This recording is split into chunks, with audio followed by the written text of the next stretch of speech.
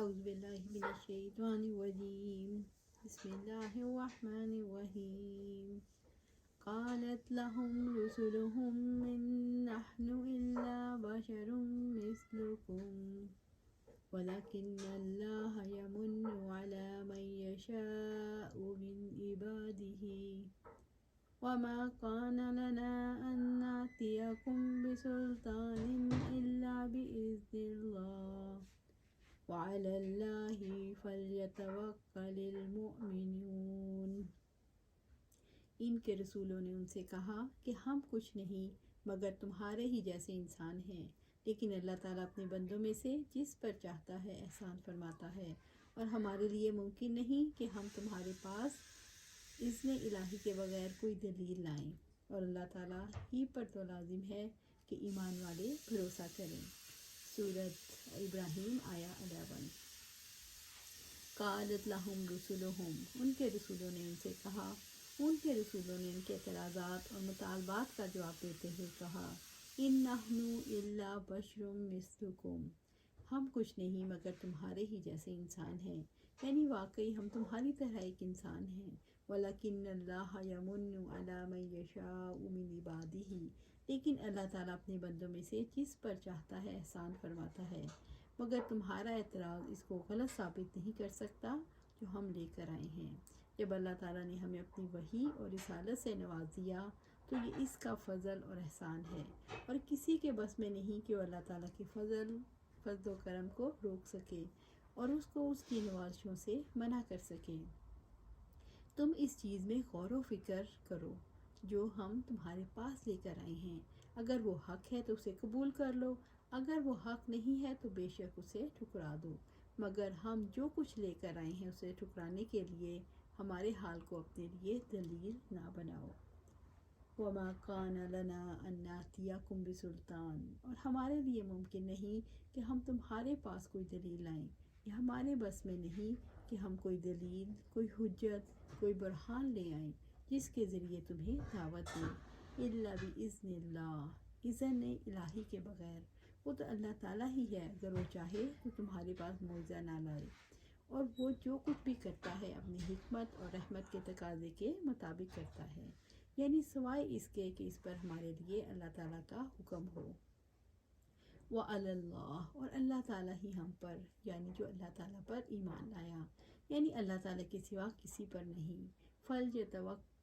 فَلْيَتَوَكَّلِ الْمُؤْمِنُونَ، لازم ہے کہ ایمان والے بھروسہ کریں، یعنی ایمان والا اللہ تعالیٰ کی اطاعت کرتا ہے،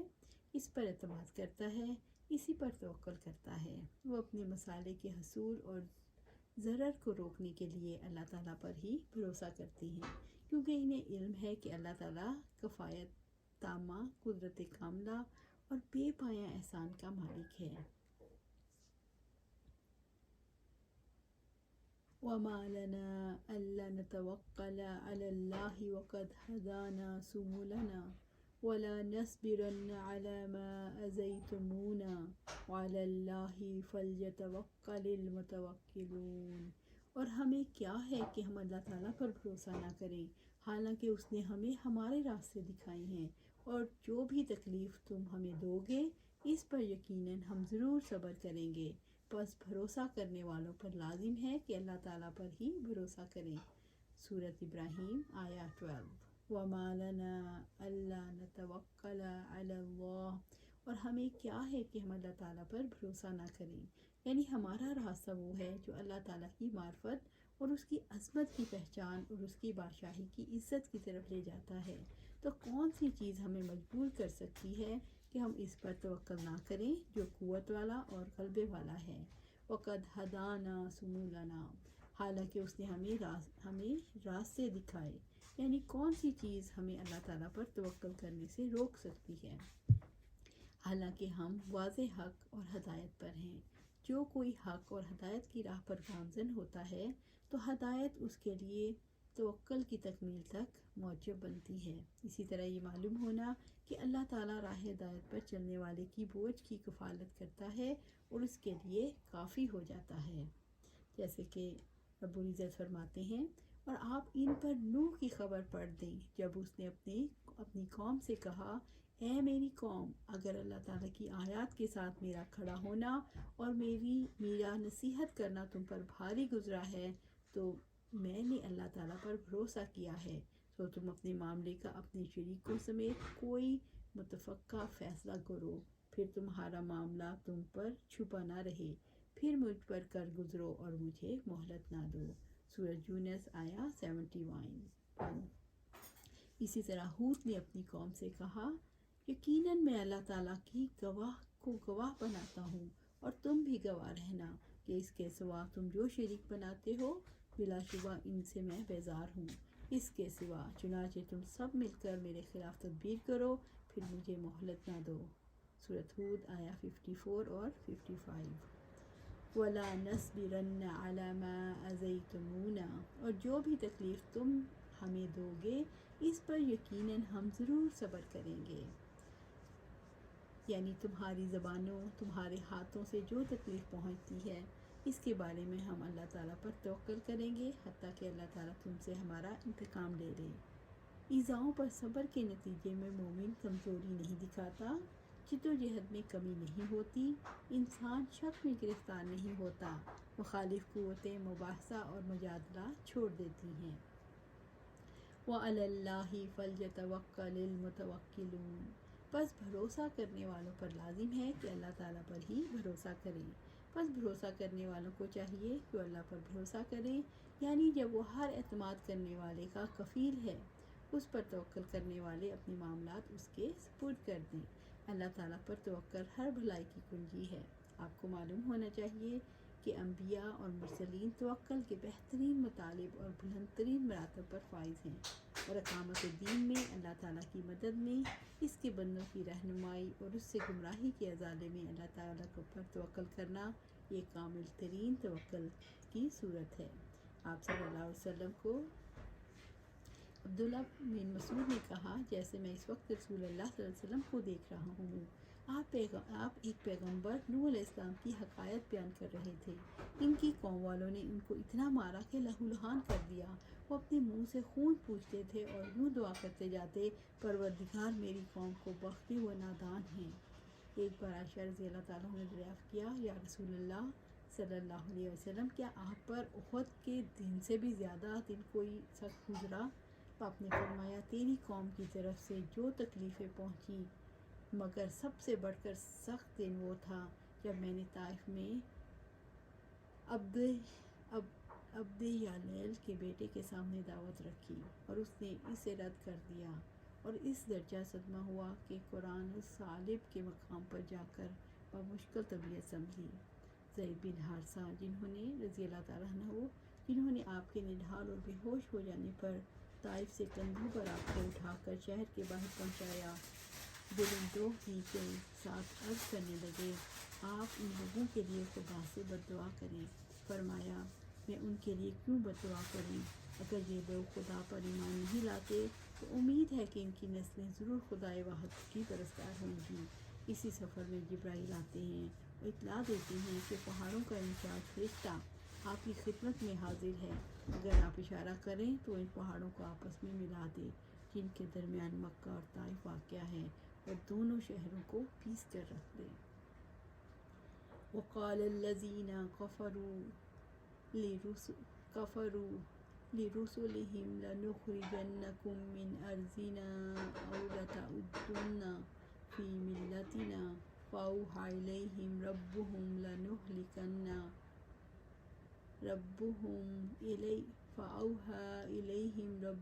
لنہلکن الظالمین۔ اور جن لوگوں نے کفر کیا انہوں نے اپنے رسولوں سے کہا، یقیناً ہم تمہیں ضرور اپنی زمین سے نکال دیں گے، یا لازماً تم ضرور ہماری ملت میں واپس آؤ گے۔ تو ان کے رب نے ان کی طرف وحی کی، یقیناً ہم ان ظالموں کو ضرور ہلاک کر دیں گے۔ سورۃ ابراہیم آیا 13۔ وقال الذین کفروا لرسلهم، اور جن لوگوں نے کفر کیا انہوں نے اپنے رسولوں سے کہا، اللہ تعالیٰ کی طرف سے کافر قوموں کی جانب سے رسولوں کو دی جانے والی دھمکی کے بارے میں خبر دی گئی، لَنُخْرِجَنَّكُم مِّنْ أَرْضِنَا، یقیناً ہم تمہیں ضرور اپنی زمین سے نکال دیں گے، یعنی ہم تمہیں تمہارے گھروں سے نکال دیں گے، جیسا کہ شعیب علیہ السلام کی قوم نے ان سے اور ایمان والوں سے کہا، اے شعیب ہم تجھے اور ان لوگوں کو جو تمہارے ساتھ ایمان لائے ہیں ضرور بضرور اپنی بستی سے نکال دیں گے۔ سورۃ الاعراف آیا 88۔ اور لوط علیہ السلام نے اپنی قوم سے کہا، اپنی بستی سے لوط کے گھر والوں کو نکال دو۔ مشرکین قریش کے بارے میں رب العزت نے خبر دی اور بلا شبہ قریب تھا کہ وہ ضرور اس زمین سے آپ کے قدم اکھاڑ دیں تاکہ آپ کو اس سے نکال دیں اور تب آپ کے پیچھے وہ بہت کم قہر پائیں۔ اولتعدن فی ملتنا، یا لازماً تم ضرور ہماری ملت میں واپس آ جاؤ۔ یہ انبیاء کی دعوت کو ٹھکرانے کا سب سے زیادہ بلیغ طریقہ ہے، اور اس کے بعد ان پر کوئی امید باقی نہیں رہتی، کیونکہ انہوں نے ہدایت ہی سے روگردانی پر اکتفا نہیں کیا بلکہ انہوں نے رسولوں کو ان کے وطن سے نکال دینے کی بھی دھمکی دی اور وطن کو صرف اپنی طرف منسوب کیا۔ فَأَوْحَىٰ إِلَيْهِمْ رَبُّهُمْ، تو ان کے رب نے ان کی طرف وحی کی جب رسولوں کے خلاف ان کی قوموں کی سازشیں ایسے مقام پر پہنچ گئیں تو اس کے سوا کوئی چارہ کار نہ تھا کہ اللہ تعالیٰ ایمان والوں کی مدد کرے اور اپنا حکم نافذ کر دے۔ لَنُهْلِكَنَّ الظَّالِمِينَ، یقیناً ہم ان ظالموں کو ضرور ہلاک کر دیں گے، یعنی ظالموں کو جو شرک اور فساد کرتے ہیں انہیں عذاب کی مختلف قسموں سے ہلاک کر دے گا۔ رب العزت نے فرمایا، اور بلا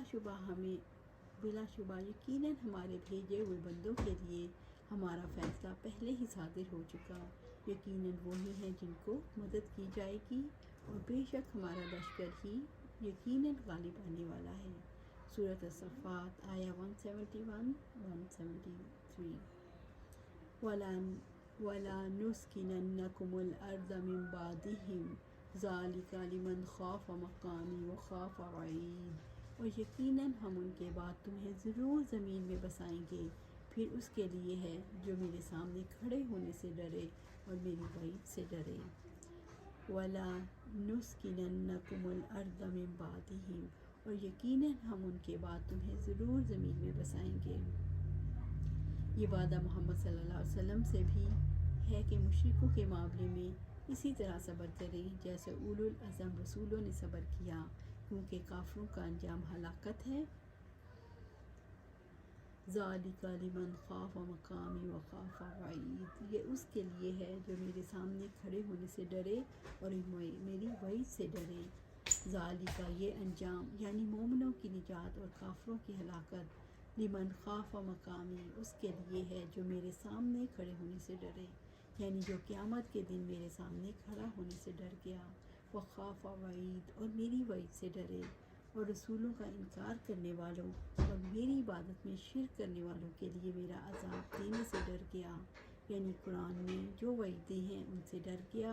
اور اللہ تعالیٰ کے عذاب سے ڈر گیا۔ وَاسْتَفْتَحُوا وَخَابَ كُلُّ جَبَّارٍ عَنِیدٍ، اور انہوں نے فیصلہ طلب کیا اور ہر سرکش اناد رکھنے والا نامراد ہو گیا۔ وَاسْتَفْتَحُوا، اور انہوں نے فیصلہ طلب کیا، یعنی انبیاء نے فتح کی دعا مانگی یا خود انبیاء کی قوموں نے اپنے اوپر بددعا کی، جیسے ابو جہل نے بدر کی جنگ پر جانے سے پہلے کعبے کے پردے پکڑ کر کہا، اے اللہ اگر یہ واقعی تیری جانب سے حق ہے تو ہم پر آسمان سے پتھروں کی بارش برسا یا کوئی دردناک عذاب ہم پر لے آ۔ سورۃ الانفال آیا 32۔ وَخَابَ كُلُّ جَبَّارٍ عَنِیدٍ، اور ہر سرکش اناد رکھنے والا نامراد ہو گیا، یعنی ظالم سرکش حق کی مخالفت کرنے والے نے خسارہ پایا۔ ابو ہریرہ رضی اللہ تعالیٰ عنہ بیان کرتے ہیں کہ آپ صلی اللہ علیہ وسلم نے فرمایا، ایک گردن قیامت کے دن دوزخ سے نکلے گی، اس کی 2 آنکھیں ہوں گی، دیکھتی ہوں گی، اور 2 کان ہوں گے، سنتے ہوں گے، اور ایک زبان کی بولتی ہوگی۔ وہ کہے گی، میں 3 قسم کے لوگوں کے لیے مقرر ہوئی ہوں، ایک جبار اور سرکش، دوسرے جس نے اللہ تعالیٰ کے ساتھ کسی دوسرے کو شریک کیا، اور تیسرے صبر لوگ۔ اللہ سبحانہ تعالیٰ ہمیں ان سب سے بچائے، آمین یا رب العالمین۔